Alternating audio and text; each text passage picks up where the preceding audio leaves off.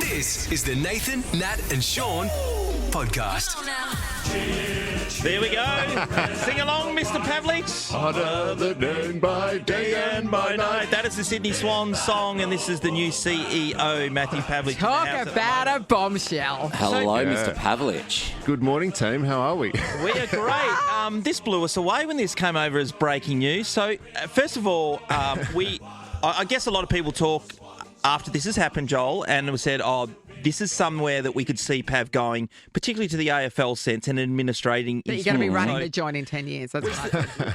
Were you always drawn back to the idea of being back in football at a level like that? Yeah, absolutely. I think it's been on the record. I've said it on the record a couple of times that while I've loved the last 10 years or thereabouts in media and in business, the pull back to a football club or the pull back to AFL was really, really strong.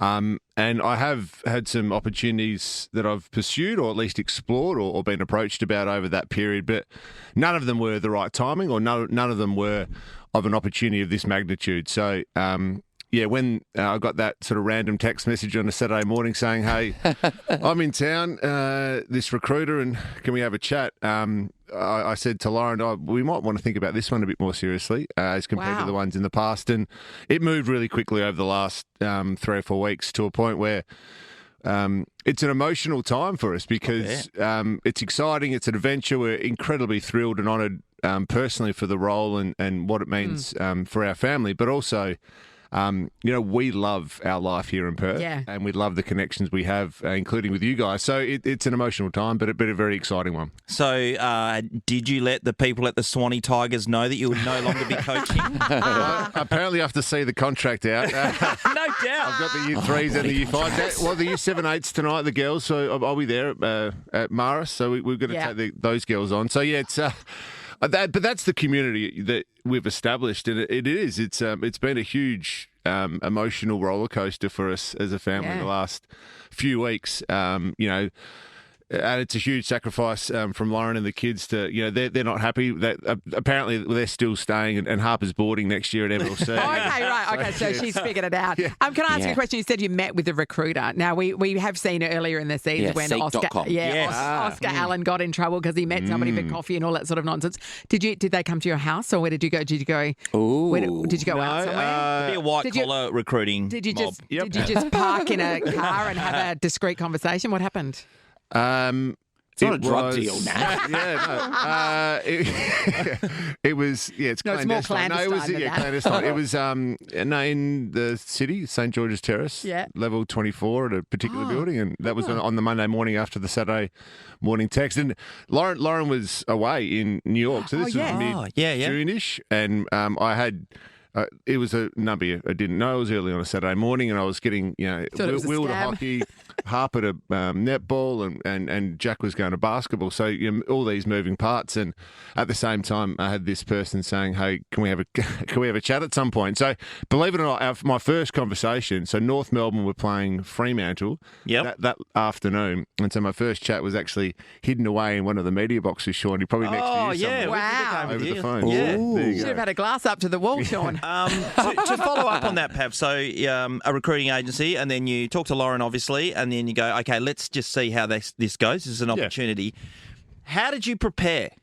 And how were you when you were actually doing interviews and presenting what your outlook may be?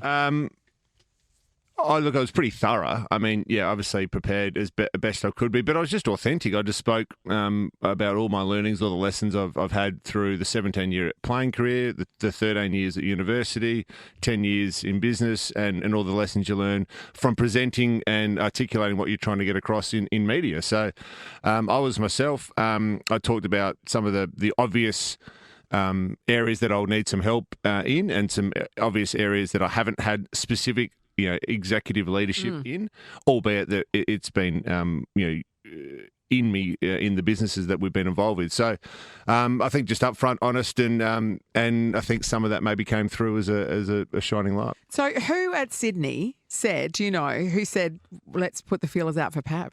Oh, I don't know. No, I'm not entirely sure. I think Andrew Pridham, the chair, and a couple of their board, along with some of the other people that they're in the recruiting phase, they sort of canvassed the market. We had a couple of people visit, come to answer your question. Had that initial chat with the recruiter. Yep. And then had another visit from someone over here in Perth. They came around home one Sunday afternoon, which the kids were they were sort of, that's... Like, what's going on here? What's going... This is very... Yeah, something's happening. Yeah. You put out the best, plates and knives and forks they and, said, fresh flowers in the house. Yeah, the kids would have said it was sus. Yes. Sus, yeah. Very unusual for a Sunday evening at the Pavliches, put it that way. Yeah, well, Pav, I just tried to flog myself to the West Coast Fever as a player, but maybe I might be better suited to the Sydney Swans because I did play football for 1 week. When I was about 10 years old for the And you went to Wesley. Hawks. I went to Wesley. I played for the Applecross Hawks. At Gairloch Street? Yes, on Gairloch Oval. Yeah. I did 1 week. I went to 3 training sessions or rehearsals, as I called them, and I kept referring to the coach as the director. Yes. And I was on the bench, understudy. And then when we were given our uniforms, because they were the Hawthorn colours, yes. I was 10 years old, and I said to my dad, I can't wear this. This is brown and gold. I look like a giant poo. Yes. And my dad said, in front of all the other dads, he said, "No, you're right. Those colours do not go with your eyes," and he signed me up for drama class. Well, red and white might suit you, mate. So. Yeah. Well, I was a boundary rider for a Sydney Swans game for the Pride round, and that is a hard mic to handle because it booms back at you like 3 seconds later. Yeah, go on. 10th year of the annual Pride game just gone, so it's a great initiative the club set up, and hopefully we can continue that. That is a Sydney Swans initiative, isn't it? Absolutely. Oh. Yeah. Well, good on you. Thank you for that. I didn't do it, but I'll continue its legacy. Yeah. Yes. Pav, on that, so it gets close to the time where things are, getting narrowed down to your field. Does then you have to have another conversation with Lauren about, hey, this is actually real? Well, it wasn't real until so we went to Sydney and had a bit of a look around and met again, presented again, and we came back, and then sort of in that phase there was a. Hey, this is what we're thinking. We'd like to pursue this with you, and here's effectively a verbal offer. And so it wasn't until that point, until it was real, that I had to sort of say to Lauren, what do you reckon? What do we think? So when you walk out of that meeting and there's a verbal offer, do you go back to your hotel with Lauren and no, she was with the kids. Start crying. No, so she was with the kids, and I just texted her a bit of a summary of the meeting. Yeah. Excuse me. You texted her a number, didn't you? Like this is what they're going to pay. Yeah. It was. How does Sydney sound now? Exactly.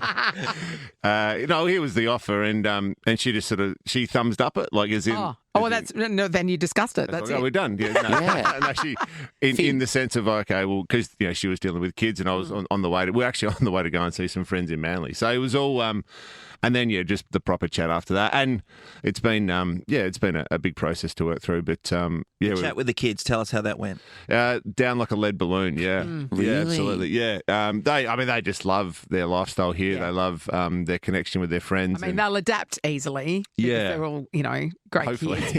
But it is tough. It's tough, and your daughter is what, 12? Yes. Yes. That's a tough age at any stage. When the daunting prospect of having to change cities and a whole new circle of friends and different school and everything. Yeah. It's tough at that age. She'll be fine, obviously. She's a good, resilient kid, but, you can see why they hate it. Oh, and I think and you, the emotional... as a result. this is the guilt factor is already setting in. Okay, this is real now. Actually, just touching back down yesterday afternoon, and sort of, as we're coming in, you're looking over the city, looking over Perth and looking over the beach, it was like, oh, okay, this is real, and now we actually have to do it, and maybe Harper is going to hate me, but it's exciting.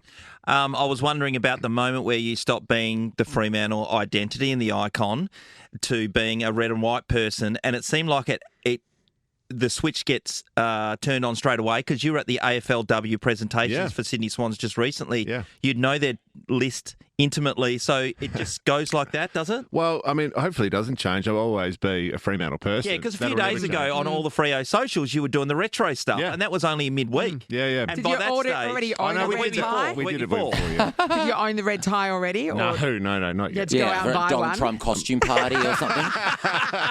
It does look very presidential, doesn't it? Yeah. Don't let me Not in a good way. Is it like a new partner, like moving on to a new partner? Yeah. I still have feelings for that person, but Maybe. I mean, I certainly still have strong feelings for Fremantle, and I always will. So that'll never leave me, and I am a Fremantle person forever. So that's. So this is just a phase. The Sydney thing is just a phase. Exactly Going through. Relationship.